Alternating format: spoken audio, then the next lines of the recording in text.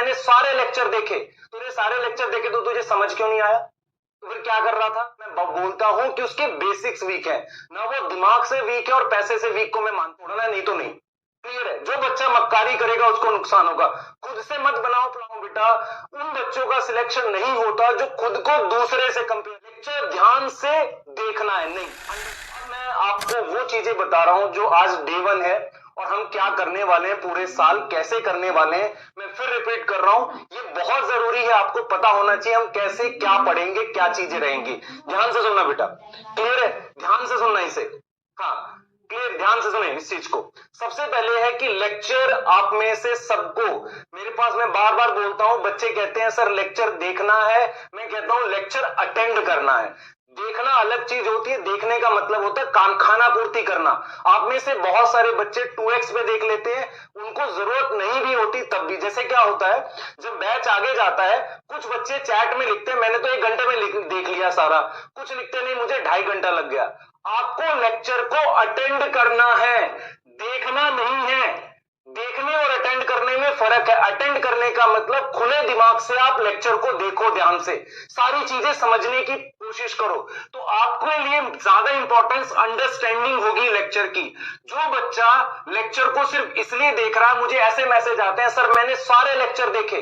तूने सारे लेक्चर देखे तो तुझे समझ क्यों नहीं आया? तो फिर क्या कर रहा था? कुछ बच्चे जो आप में से वीक हैं, मैं वीक का मतलब बेटा मैं बोलता हूं कि उसके बेसिक्स वीक है ना, वो दिमाग से वीक है और पैसे से वीक को मैं मानता नहीं हूं, कुछ भी होता है।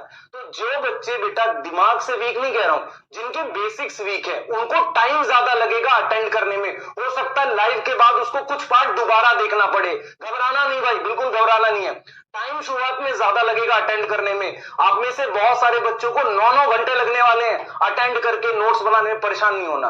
आपने लेक्चर को अटेंड करना है, देखना नहीं है। 2x पर नहीं देखना दूसरे को कंपेयर करके।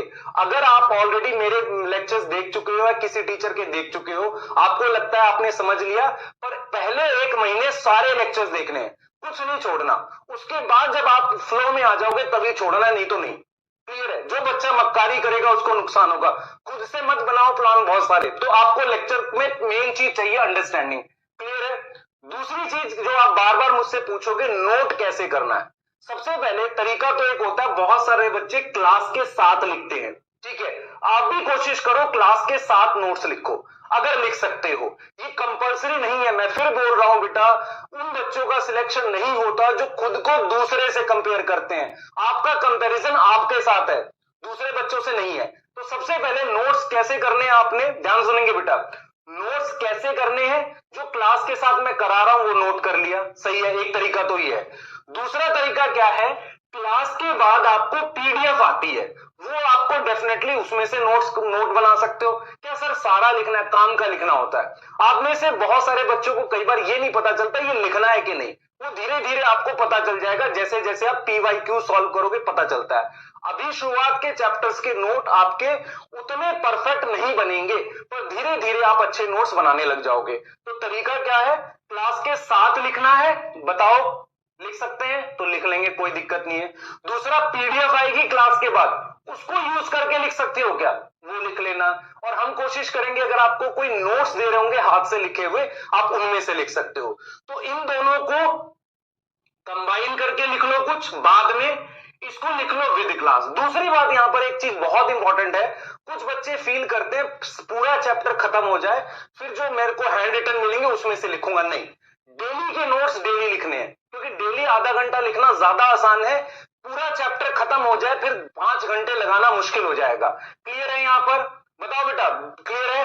और थर्ड चीज क्या है, अगर आप में से बहुत सारे बच्चों ने ऑलरेडी नोट्स बना लिए तो क्या करना है, लेक्चर ध्यान से देखना है, नहीं अंडरस्टैंड करना है।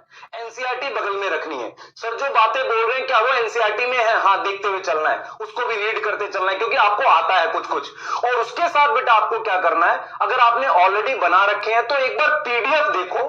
पीडीएफ में देखो क्या सर ने कुछ एक्स्ट्रा लिखवाया है, कुछ ऐड किया है, वो आप अपने में ऐड कर लो। मान लो सर ने कुछ ऐसा छोड़ दिया जो इंपॉर्टेंट नहीं था, काटना चाहो काट दो, नहीं तो रहने दो। क्लियर है यहां से? समझ में आया? तो यहां पर 3 केसेस हैं। पहला, कुछ बच्चे खुद लिखेंगे क्लास में, सही है, साथ के साथ लिखेंगे।